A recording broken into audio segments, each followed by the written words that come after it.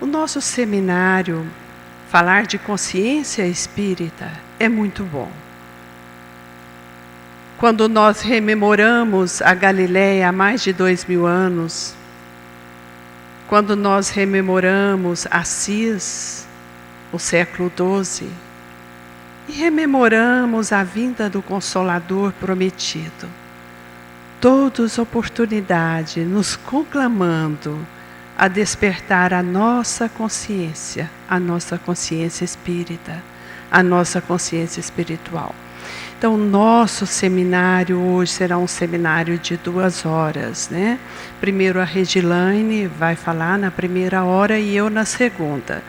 Se vocês quiserem, faremos aí um intervalo de 10 minutos para tomar uma água, né? Então, vamos dar início com a Regilane.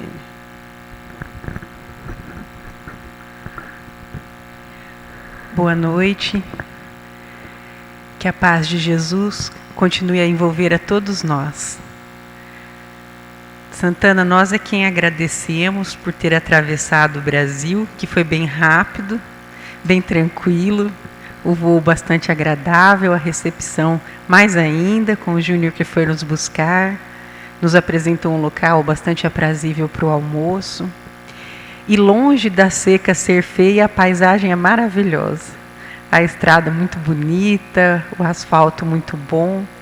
Nós nos sentimos extremamente acolhidas na casa de vocês, que a partir de hoje passa a ser nossa também. Nossos corações estão em festa e é uma gratidão muito grande podermos estar aqui em nome da Federação Espírita do Estado de Mato Grosso, como facilitadoras do projeto Espiritizar, que passa pelo Mato Grosso, mas não é do Mato Grosso. O projeto Espiritizar é um projeto que se baseia na tríade de Joana de Ângeles, de qualificar, humanizar e espiritizar. Joana fez essa proposta e a Federação Espírita do Estado de Mato Grosso realiza esse projeto baseado, então, nas elucidações da nossa querida mentora. E a partir disso foram sendo desenvolvidas obras, dentre as quais nós trabalharemos 2. Hoje à noite nós vamos trabalhar esta obra, Consciência Espírita, que é o que dá nome ao seminário, Vivendo e Trabalhando no Bem como Espírito Imortal. Essa é a segunda obra de uma trilogia que é composta pela primeira obra, que é o Centro Espírita e a Promoção do Espírito Imortal, que será tema de nosso seminário de sábado, dia todo, e domingo pela manhã. Hoje é um mini seminário, então nós faremos uma breve apreciação dos conteúdos desta obra, e aqueles que se interessarem em aprofundar um pouco mais, a obra traz bastante conteúdo de maneira prática, fácil, para que nós desenvolvamos cada vez mais essa consciência espírita.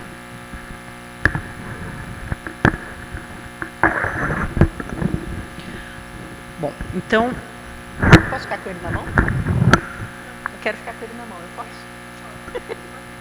Eu prefiro. Então, nós vamos vendo ali no nosso slide o significado do trabalho do bem em nossas vidas. E neste significado nós temos questões existenciais e circunstanciais. No seminário que nós realizaremos, nós gostaríamos que os senhores sentissem bastante à vontade para perguntar, para trocar ideia, trocar experiências. Então a gente vai falando, levanta a mão, pergunta, pode vir aqui à frente, da maneira como acharem melhor, para que seja bastante interativo, não seja só uma exposição, mas uma troca de experiências, uma troca de conteúdos. Gostamos também de ouvir a experiência de vocês, para que a gente enriqueça o nosso trabalho, porque afinal somos todos irmãos em humanidade e colaboradores com o Cristo. Então, dentro desse significado do trabalho do bem em nossas vidas, quando nós trabalhamos na casa espírita, no movimento espírita, nós temos nos perguntado qual o significado desse trabalho em minha vida? Ou eu tenho agido no automatismo? Executo meu trabalho, a minha função, o meu encargo relativo àquele cargo, mas não penso o que isso significa em minha vida. Ou eu já tenho começado a fazer essa reflexão? E a partir dessa pergunta de qual o significado do trabalho do bem em nossa vida, nós vamos tratar de duas questões, as existenciais e as circunstanciais. O trabalhador espírita e essas duas questões. Quais são os valores imortais? Nós vamos ver uma tríade agora, onde nós temos ali eu, espírito imortal,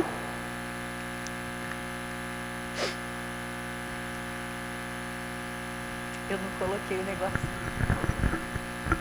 Só um minutinho.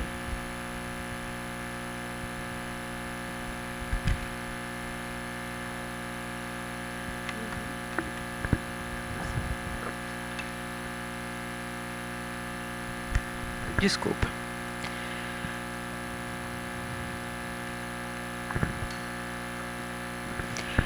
Ali no outro ponto, leis divinas, e em cima, Deus.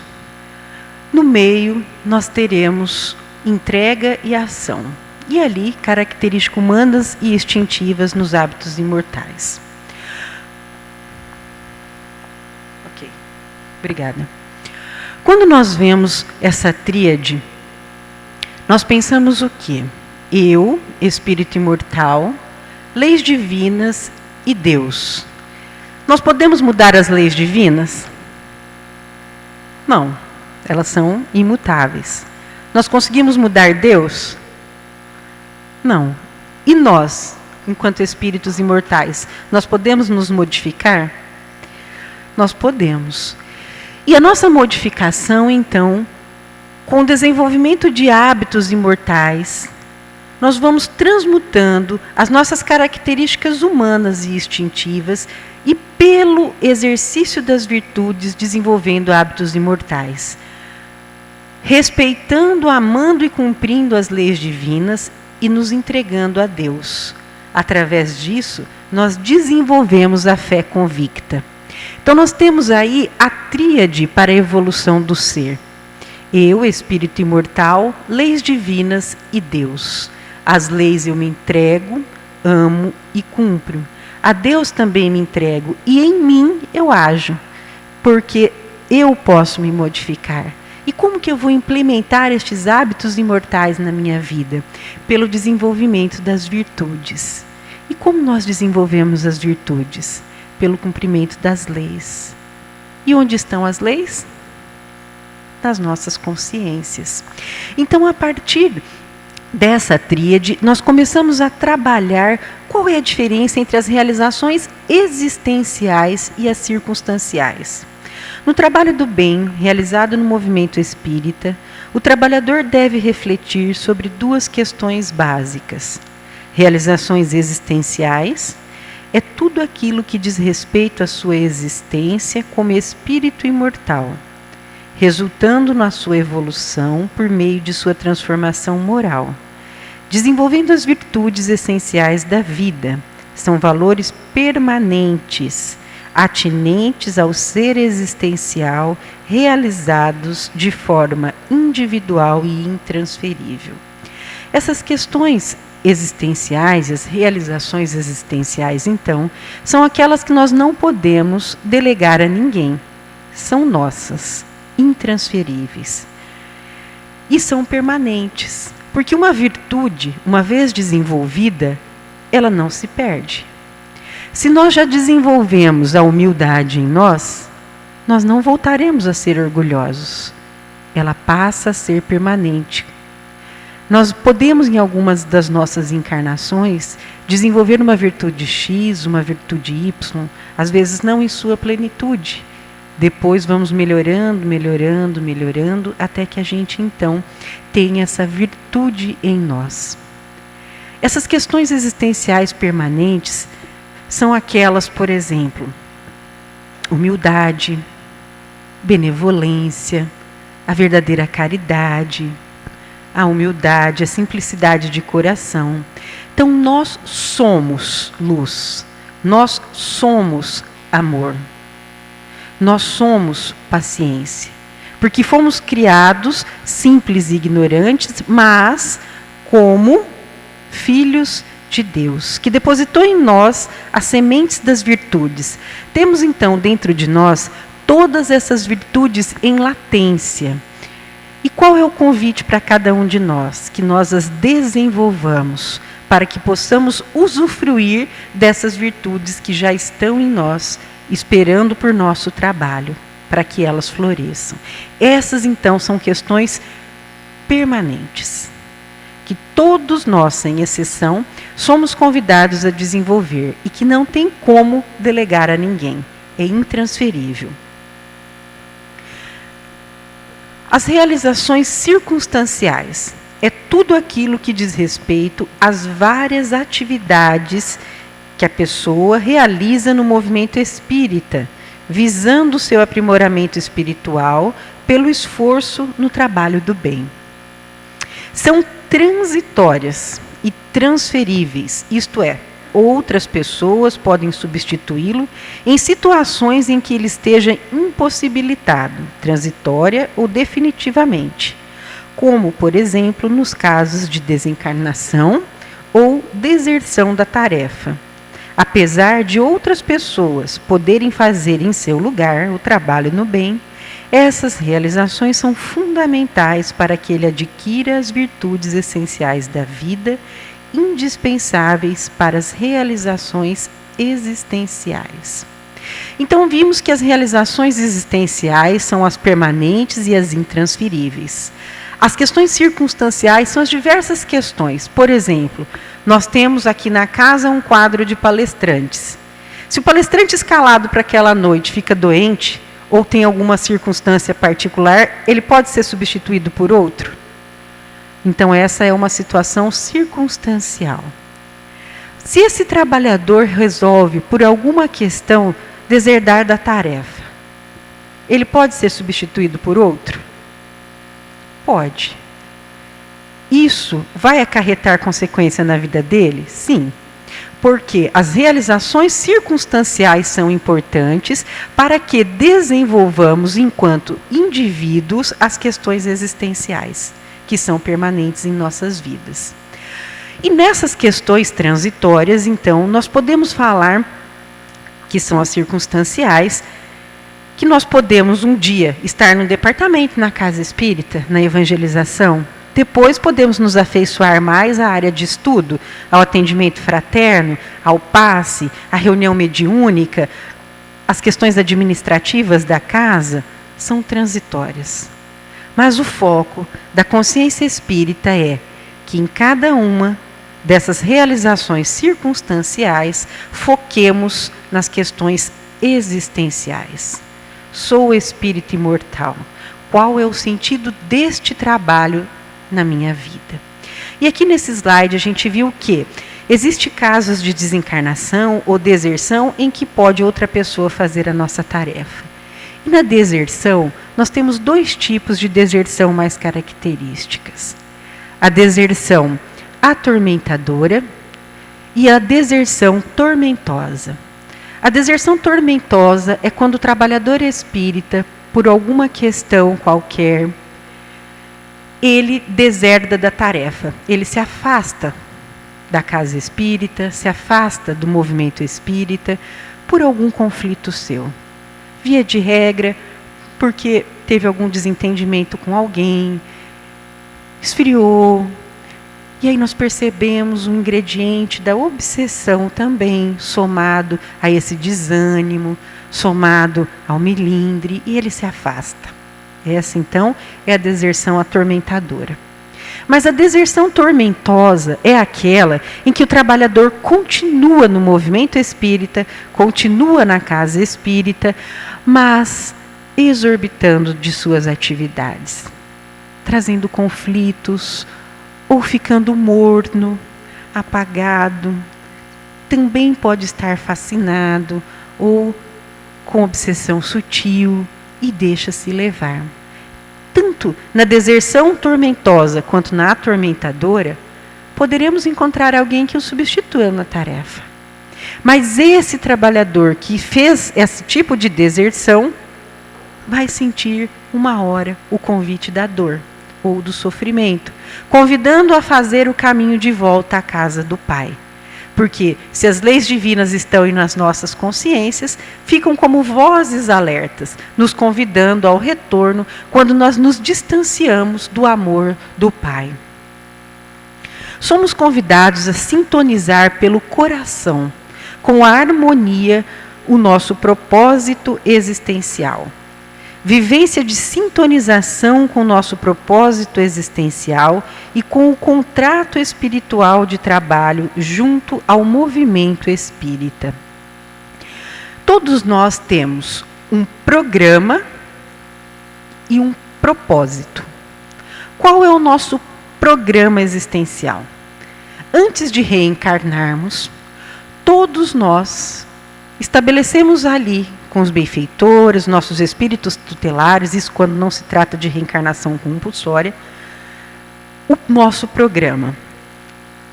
Como realizaremos, quais são as tarefas mais importantes, se nos casaremos ou não, fazemos ali um programa com os nossos tutelares.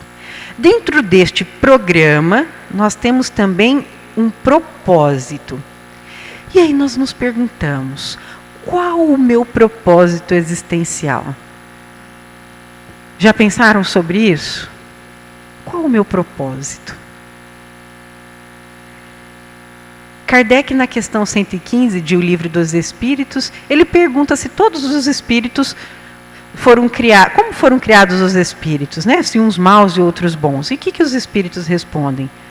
Todos foram criados simples e ignorantes, isto é, sem saber. A todos foi dada uma missão, que nós chegaremos mais rápido ou menos rápido. Se nós fizermos o quê? Nos submetermos ou murmurarmos. Se nos submetermos mais rápido, se murmurarmos, demoraremos mais para alcançar a plena e eterna felicidade por estarmos próximos do Pai. Então, o nosso programa é feito cuidadosamente.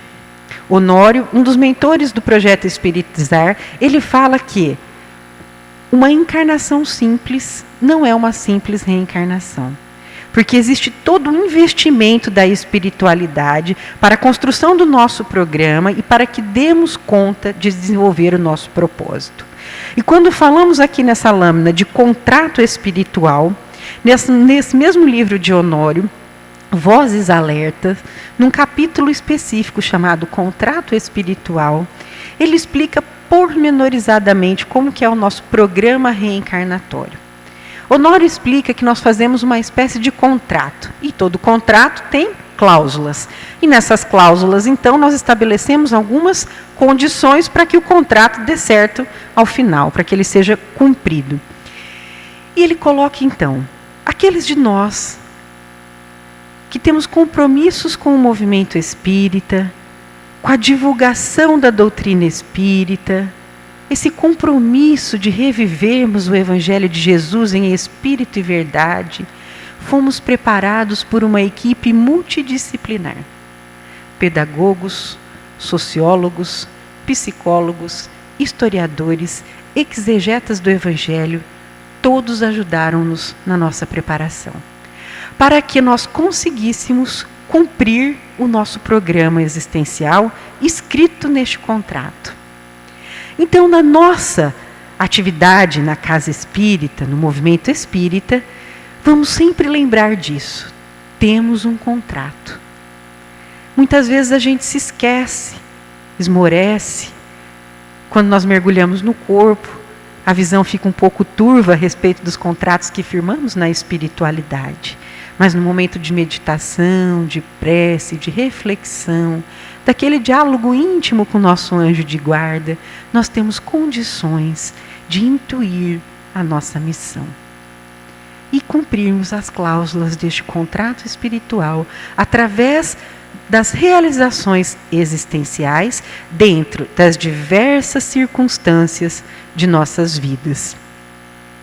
E quando nós falamos então de propósito, falei do contrato, do programa, da questão 115 de O Livro dos Espíritos, e fica a pergunta, qual é o meu propósito? Quem gostaria de comentar? Qual é o propósito existencial? Alguém arrisca? Não escutei ninguém. Só os desencarnados. E os encarnados? Vamos pensar, qual é a minha maior dificuldade nessa vida? A grande dificuldade que eu tenho, o meu movimento egóico maior. O nosso propósito está relacionado com a virtude que transmuta esse vício. Esse é o nosso propósito. Então, se eu percebo nas diversas questões circunstanciais da minha vida, no trabalho voluntário, no trabalho profissional, na família, nas relações sociais, nas relações interpessoais, nas questões comigo mesmo, que o que me perturba é o orgulho. Em todas as questões eu sou testada no requisito do orgulho. Qual é o meu propósito? Desenvolver a virtude da humildade. Então, essa encarnação toda, eu vou desenvolver a virtude da humildade. Em todas as questões circunstanciais que eu for convidado a atuar. Então, muitas vezes, quando a gente lê a resposta da questão 115 de O Livro dos Espíritos, nós ficamos pensando numa grande missão inatingível a nós. E não é. Porque Deus é infinitamente bom, é justo.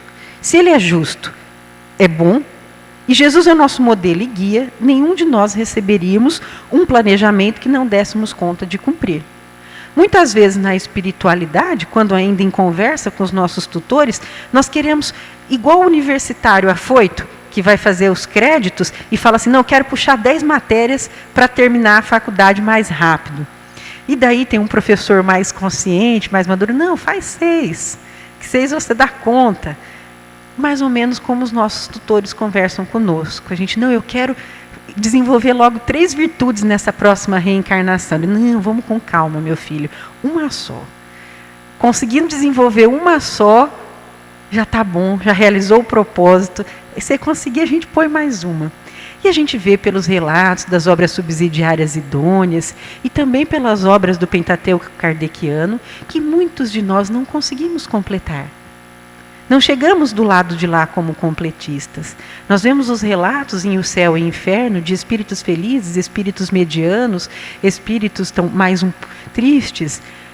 O quanto é difícil, quanto é trabalhoso o cumprimento desse propósito se nós não nos conectarmos com as leis. Com aquele primeiro gráfico da trilogia do Eu, Espírito Imortal, Leis Divinas e Deus. Porque quando nós amamos e respeitamos as leis e nos entregamos a Deus, nós implementamos então hábitos imortais nas nossas características humanas e instintivas egóicas. E passamos então a ter essa fé convicta e vamos cumprir o nosso propósito dentro do programa. E nós temos uma fala de Jesus.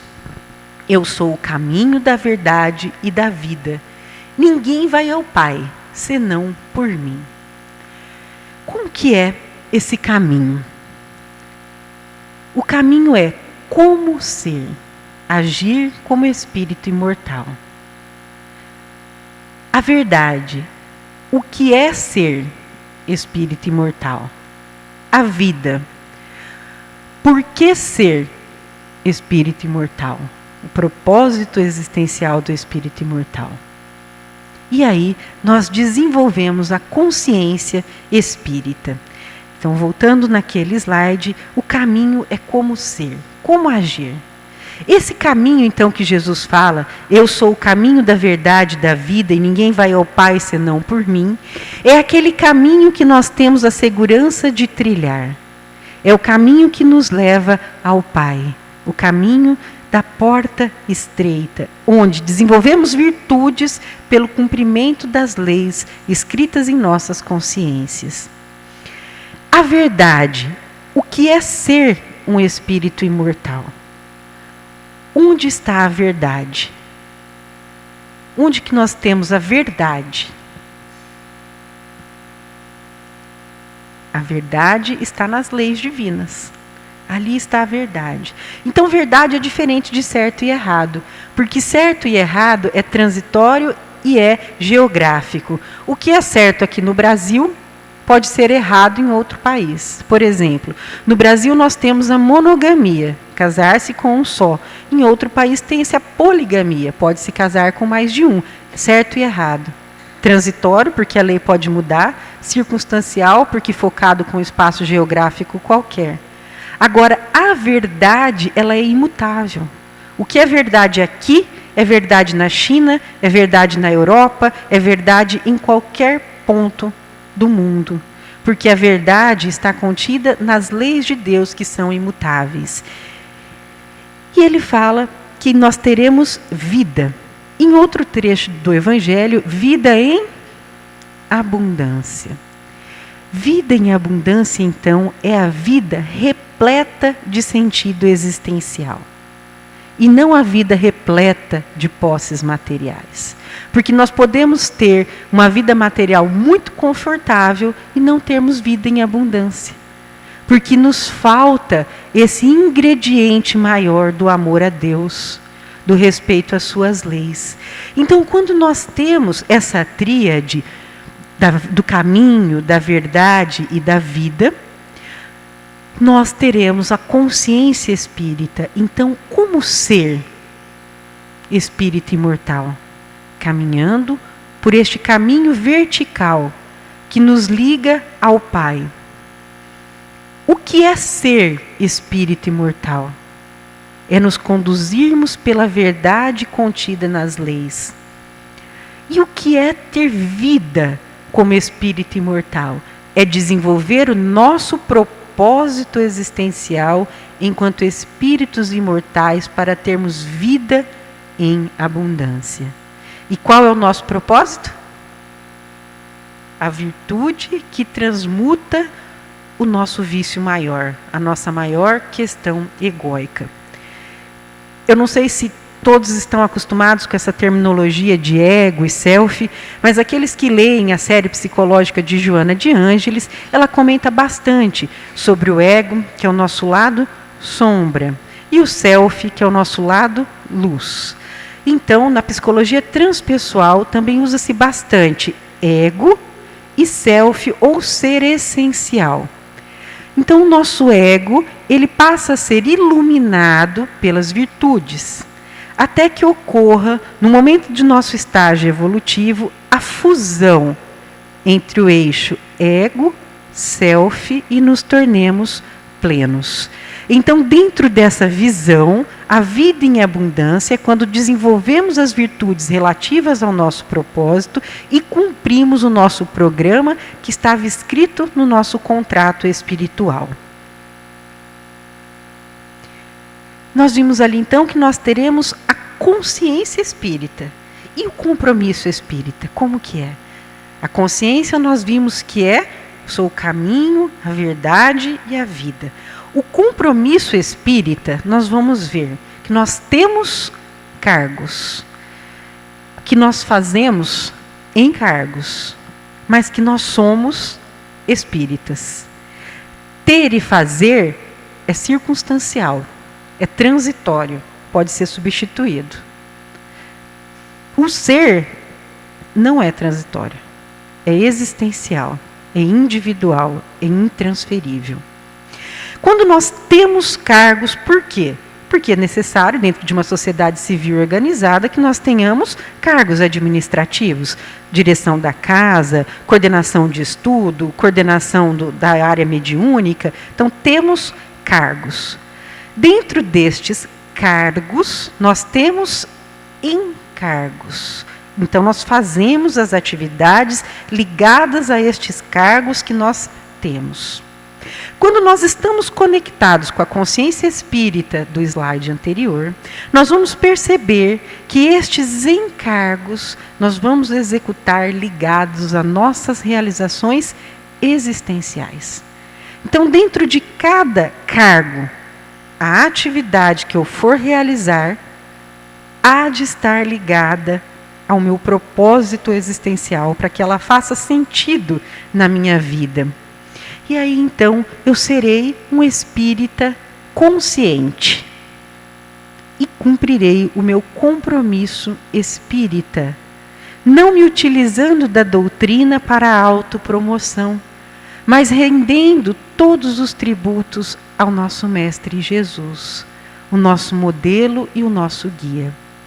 Teremos cargos, passageiros, teremos encargos, passageiros, mas somos espíritos imortais para sempre.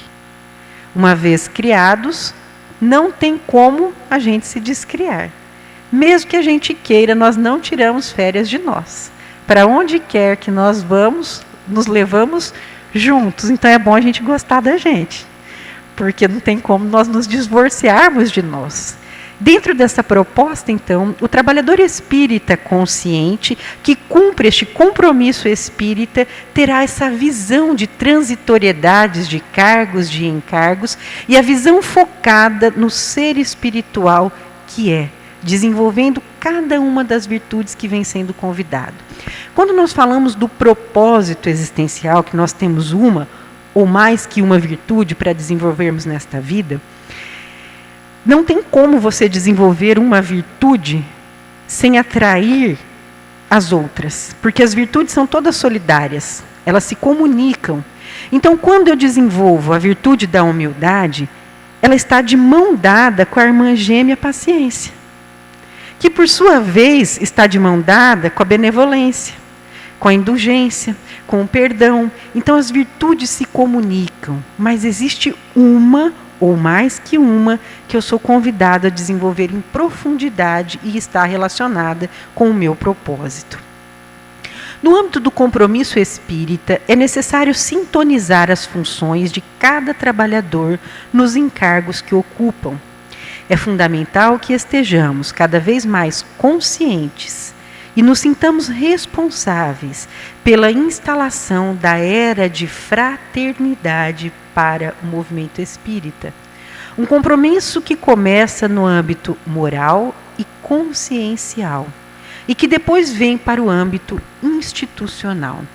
Quando nós escutamos Santana falando no começo, quando ela apresentava os motivos deste seminário de hoje, amanhã e domingo, ela nos disse que a Casa Espírita está sendo convidada a olhar para dentro de si mesma enquanto cada indivíduo que a frequenta. Em muitos tempos, em alguns momentos específicos também do movimento espírita, ficamos focados em realizações exteriores, em fazer coisas, sem nos realizarmos naquilo que estávamos fazendo. Este convite, então, é de que nós entendamos o sentido do trabalho espírita em nossas vidas, para, tendo esse sentido e a nossa autotransformação moral, levarmos isso para o âmbito institucional. Porque, como diz Joana, ninguém dá daquilo que não tem. Como que nós teremos uma casa espírita desenvolvida intelecto e moralmente, se os trabalhadores ou os frequentadores não estão realizando este trabalho interior de elevação intelecto-moral? Não haveria, então, sentido para nós. Honório, este mesmo mentor, que eu falei um pouco antes, no livro Centro Espírita e a Promoção do Espírito Imortal, ele traz um trecho que diz que é necessário que nós nos alfabetizemos para conseguir ler as leis divinas que estão grafadas em nossas consciências. Não somos analfabetos espirituais, mas temos necessidade de um aprofundamento de nossa alfabetização, para que consigamos então decodificar essas leis e entender como aplicá-las em cada circunstância de minha vida. Se eu estou lá em casa e acontece um episódio qualquer, quem tem criança pequena? Tem criança pequena. Muitas vezes acontece ali uma coisa e quebra um negócio, queima um aparelho, machuca a mão. Ali é o momento da gente já desenvolver a aplicação das leis divinas. Por que quebrou? Aí a gente pode trabalhar a lei de causa e efeito. Se um estava certo e o outro estava errado, e aquele que estava certo já tem mais condição de estender a mão, vamos trabalhar a lei de misericórdia. Se eu tenho como ajudar o meu irmão, o meu amigo, o meu esposo e a minha esposa, vamos trabalhar a lei de solidariedade, a lei de fraternidade. E assim a gente vai vendo o quanto é factível a realização das leis divinas em nossas vidas. Que essas leis não estão lá no livro dos Espíritos, num capítulo à parte, para a gente estudar elas de maneira isolada. A lei de reprodução, a lei do amor, de caridade, de justiça. Elas estão dentro de nós, para serem trabalhadas por nós, em casa, na casa espírita, no trabalho, no trânsito, onde nós estivermos convidados a atuar. E daí, passarmos esse tipo de raciocínio no âmbito institucional da casa espírita. Então, nós vemos mais um gráfico. Temos o nosso propósito, ligado à nossa maior virtude a ser desenvolvida. E temos inúmeras questões circunstanciais. Pessoal, familiar, marido, esposa, filhos, netos, todos aqueles que tiverem no núcleo familiar, uma família constituída de uma pessoa só, de duas, de três, não importa quantos. Temos ali no outro campo o trabalho profissional e o trabalho voluntário, as nossas questões sociais e os nossos relacionamentos interpessoais. Vemos então nessa pizza com várias fatias, diversas questões transitórias. Por quê? Hoje eu sou esposa, amanhã posso ser marido. Hoje eu sou mãe, amanhã eu posso ser filha. Hoje eu estou nesta família, amanhã eu posso estar em outra. Circunstancial. Hoje eu trabalho na profissão X, em outra encarnação eu posso não trabalhar, ou nessa encarnação posso mudar de profissão diversas vezes. Hoje eu me encontro numa área X na casa espírita, amanhã eu posso estar em outra ou posso estar em várias. E assim, em todas as nossas questões. E em todas elas, sem exceção, somos convidados a realizar este propósito. E é todo dia. Às vezes a gente fala assim, nossa, como que essa prova se repete na minha vida? A hora que eu penso, o que está acontecendo de novo? Antes acontecia em casa, agora em casa melhorou, mas acontece no trabalho. Quando não é no trabalho, é lá na casa espírita. Ou dificuldade que eu tenho com aquele companheiro de trabalho, com aquela companheira de trabalho. Por que acontece? Por que comigo, né? E daí então a gente começa a pensar, que bom que é comigo, porque assim eu tenho condições de, através dessa aprovação, desenvolver o meu propósito. Vai se repetir até quando? Até quando a gente desenvolver a virtude. Aí não repete mais. A gente vira a página. Aprendeu, vira a página. Pode levar a encarnação toda? Pode levar até mais que uma. Mas o tempo é de Deus. E nós é que faremos a boa utilização desse tempo pelo livre-arbítrio. Se quisermos chegar mais depressa, nos submetemos. Se quisermos demorar, murmuramos. Mas todos evoluiremos, porque a evolução é uma determinação. Continuando então. Dentro deste propósito existencial, que são as questões permanentes que nós vimos, que elas não são transferíveis e são individuais, nós podemos ter 3 posturas. Isso estamos vendo enquanto trabalhadores espíritas, dentro do movimento espírita, mas também podemos levar isso para as nossas vidas pessoais. No movimento espírita, então, nós podemos ficar inibidos. Podemos ficar exibidos. Então, temos a inibição, a exibição. O que é a inibição? A inibição é o processo no qual a pessoa, coibida pela ação obsessiva sutil, desconecta-se do propósito pela estagnação, voltando-se para dentro, tornando-se inibida em seu potencial. A pessoa se fecha e ela esquece daquela orientação de Jesus, que brilhe a vossa luz. Fomos criados, então, para brilhar como filhos de Deus, como herdeiros do universo, como nos fala Joana de Ângeles. Mas muitas vezes, pela obsessão sutil, por questões conflituosas nossas, nós inibimos o nosso potencial criativo. Ficamos encolhidos, sem sal, quietos, quando poderíamos desenvolver um potencial muito maior. E a obsessão sutil, como é silenciosa, muitas vezes ela passa despercebida. E nós somos convidados, então, a essa vigilância interior, para saber como estamos. O que eu estou pensando? O que eu quero para a minha vida? O que essa situação quer me dizer? Na exibição, nós temos o processo inverso. É o processo no qual a pessoa, coibida não pela obsessão sutil, mas pela fascinação, desconecta-se do seu propósito existencial, voltando-se para fora, criando pseudos objetivos circunstanciais que também geram a estagnação. Então a pessoa volta-se para fora, muitas vezes pensa que só o trabalho dela está correto, que não existe outra alternativa, se nega a ouvir, e isso gera estagnação porque ela também não cresce. Então, tanto a inibição quanto a exibição são perniciosas, não só para o trabalhador individualmente, quanto coletivamente.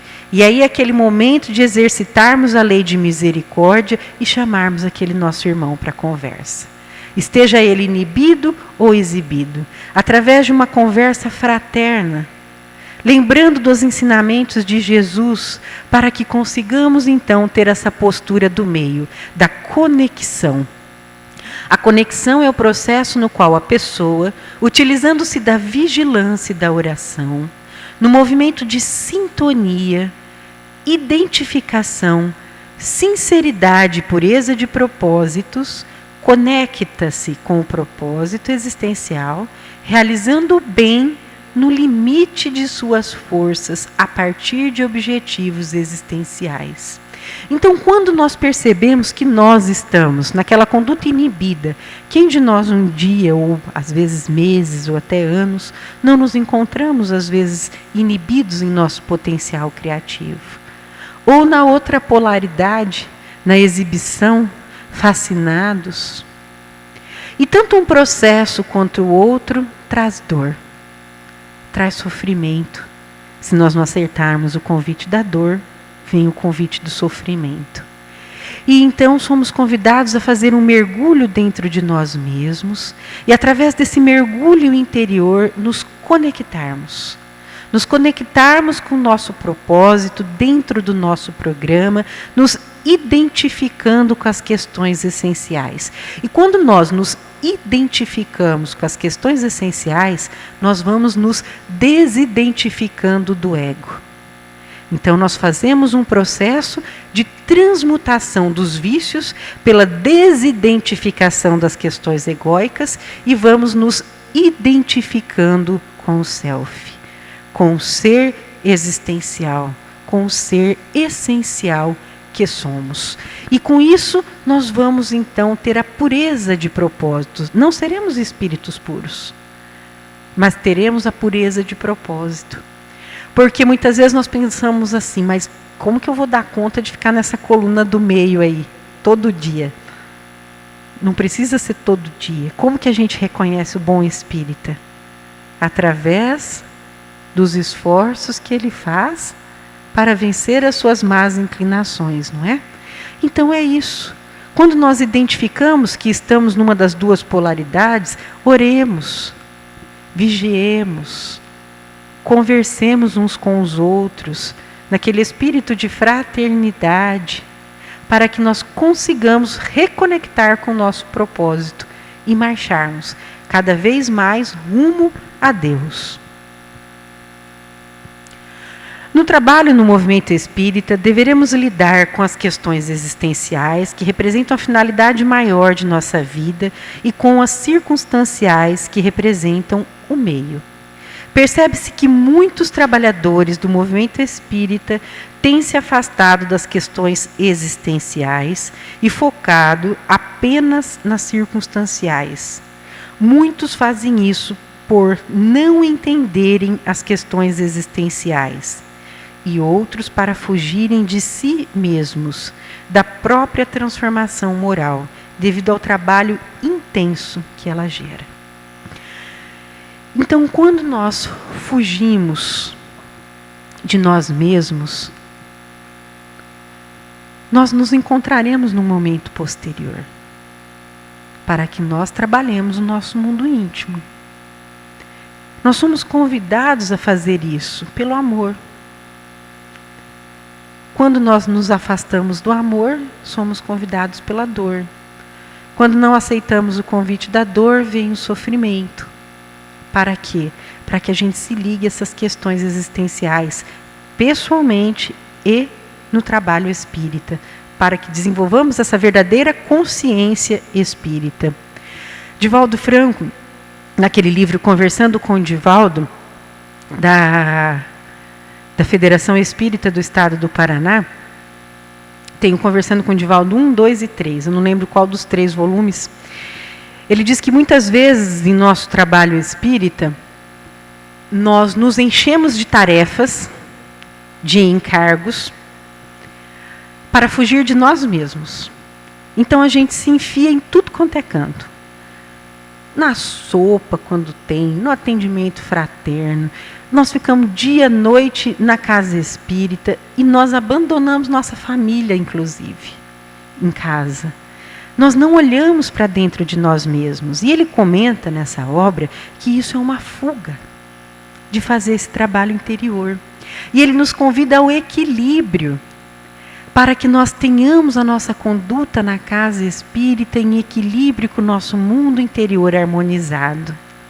Então, que trabalhemos muito, mas que trabalhemos bem.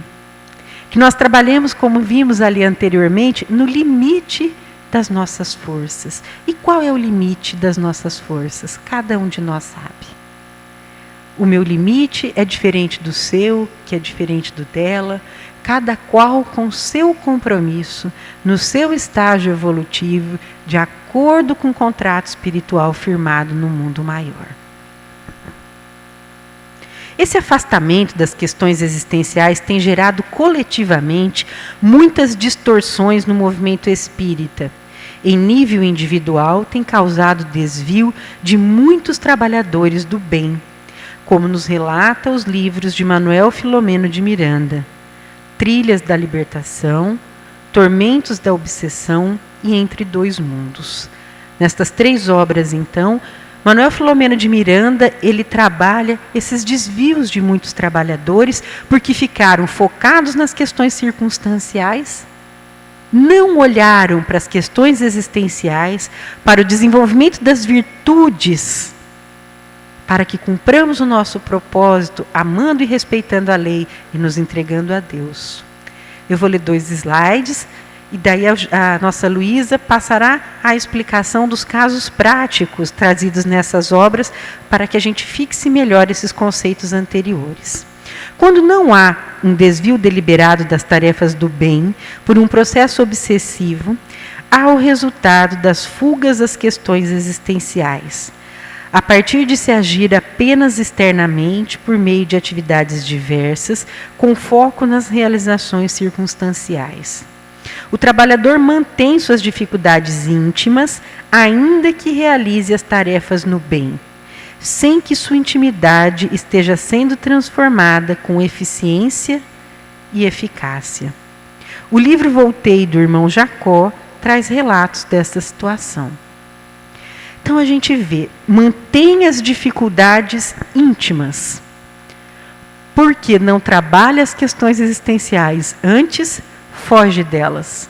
Foca nas realizações circunstanciais, que são externas, transitórias e podem ser substituídas. E o que acontece? Mantém as dificuldades íntimas, não faz a transformação com eficiência e eficácia. Qual que é a diferença entre eficiência e eficácia? Quando a gente pensa assim, olha, vamos desenvolver um trabalho espírita consciente, vamos fazer a nossa autotransformação moral e intelectual com eficiência e eficácia. Vou contar uma história que elucida. Tem uma empresa, o chefe da empresa chega para o Paulo e diz assim, Paulo, eu preciso fazer uma pesquisa sobre preço de laranja, e eu gostaria que você fosse até lá fora e verificasse para mim como que está o preço da laranja. Paulo foi, viu um caminhão estacionado na frente da empresa, voltou para o chefe e falou assim, a laranja, o saco está custando... Quanto que custa um saco de laranja aqui? R$20. Foi 20, né, que eu escutei. Vamos pôr R$20. Depois, ele voltou, comunicou ao chefe que custava R$20. Ele chamou o Pedro. Pedro, vai lá e vê para mim quanto custa o saco de laranja. Pedro foi, falou, olhou o preço, voltou para o chefe e disse assim: olha, o saco da laranja custa 20. Mas ele disse também que se o senhor comprar em maior quantidade, ele pode fazer por 15. Além da laranja, ele tinha banana, tinha abacate, tinha uva, tinha maçã, tinha manga. E eu vi o preço de todas essas frutas para a gente fazer uma boa salada de fruta para a empresa e alimentar os funcionários de maneira mais saudável. Tanto um quanto o outro foram eficientes, cumpriram a sua missão. Mas Pedro foi eficaz. Por quê? Porque ele desenvolveu a tarefa baseada no texto, no contexto, atendendo à necessidade da empresa. Então, quando nós nos focamos nas questões existenciais de nossa vida, nós agimos como segundo funcionário. Nós verificamos o texto em que nós estamos inseridos, verificamos o contexto daquela nossa atuação e buscamos nos conectar com Deus na vertical da vida, através das realizações horizontais ou circunstanciais.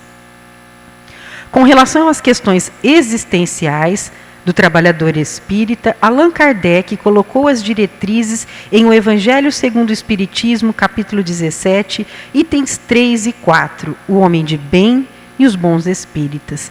Então, onde que nós vamos ter base para o trabalho das nossas questões existenciais?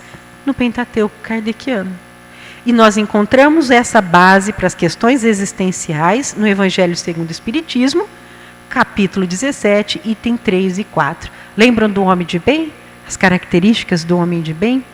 Quando ele fala que o homem de bem é aquele que realiza o seu trabalho com amor, que não tem nada a temer quando passa para a espiritualidade, que atende os seus irmãos, que atende a si mesmo. E no final ele diz assim: essas são algumas das características do homem de bem. Não são todas, mas se já realizarmos estas, estamos num bom caminho. E depois dos bons espíritas, ele faz também uma dissertação sobre o que é ser um bom espírita, que tem tudo a ver com esse conteúdo do espírita consciente, e a partir dali, no finalzinho, ele diz que reconhece-se o bom espírita pelos esforços que faz em superar as suas inclinações más.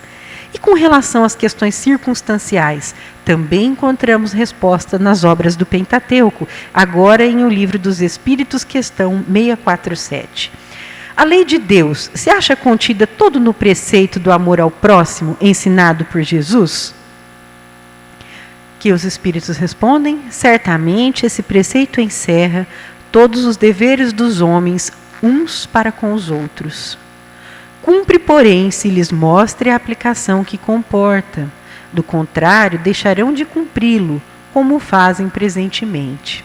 Ademais, a lei natural abrange todas as circunstâncias da vida, e esse preceito compreende uma só parte da lei. Aos homens são necessárias regras precisas. Os preceitos gerais e muito vagos deixam grande número de portas abertas à interpretação. É fundamental desenvolver reflexões para que o movimento espírita se aproxime cada vez mais da razão de sua existência. Há de reviver o Evangelho de Jesus em espírito e verdade. E, por consequência, que os trabalhadores espíritas se aproximem de suas próprias questões existenciais, evoluindo pelo esforço de realização do trabalho no bem, mas, sobretudo, pelo esforço de autotransformação, utilizando o Evangelho de Jesus, as obras da codificação e as subsidiárias idôneas como instrumento de renovação interior. Então, nós vemos ali questões existenciais em 2 trechos do Evangelho segundo o Espiritismo. As obras básicas sempre dando alicerce seguro para os nossos conteúdos de estudo e de vida. Temos as obras subsidiárias idôneas, que também nos trazem reflexão a respeito dessas questões existenciais. Hoje já falamos de Joana de Ângeles, de Manuel Filomeno de Miranda, e nós temos aí tantos outros. Ivone, Sueli Caldas Schubert, que também escreve, o Alírio, da nossa federação, e diversos outros doutrinadores, onde encontramos subsídios sérios para a nossa atuação enquanto espíritos imortais.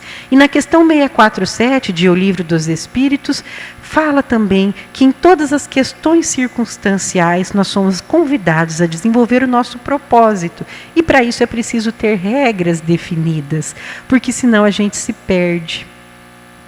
Na lei penal, a gente costuma dizer que existe norma penal em branco. O que é a norma penal em branco? É aquela que não está tão especificada. E mesmo para os aplicadores da lei, isso gera uma confusão. Então, quanto mais claro for o preceito, mais fácil é a sua aplicação. Todo mundo compreende, matar alguém, pena de 6 a 12 anos. Pronto, matar alguém é crime. Tem uma pena correspondente a esse crime. Quando eu entendo a lei de amor, justiça e caridade, que é a lei maior, dando aplicação fática para essa lei em todas as circunstâncias da minha vida, essa lei torna-se clara. E uma vez clara, factível, possível de nós a cumprirmos em todos os momentos de nossas vidas. Se eu errei, levanto. Me arrependo, reparo. E vou aprendendo cada vez mais com as minhas experiências. Vivenciando as questões existenciais da nossa vida. Faremos um estudo das orientações de Eurípides Bazanufo do livro Tormentos da Obsessão. Antes da viagem à reencarnação, ainda lúcido, o candidato promete fidelidade e devotamento. Sintonia com os amigos espirituais que ficaram na erraticidade para os ajudar na desincumbência do dever. Logo, porém, que o corpo ensombra a lucidez espiritual, diminuindo-a, os impositivos da matéria passam a predominar no ser em recomeço, não poucas vezes afastando-o do caminho traçado.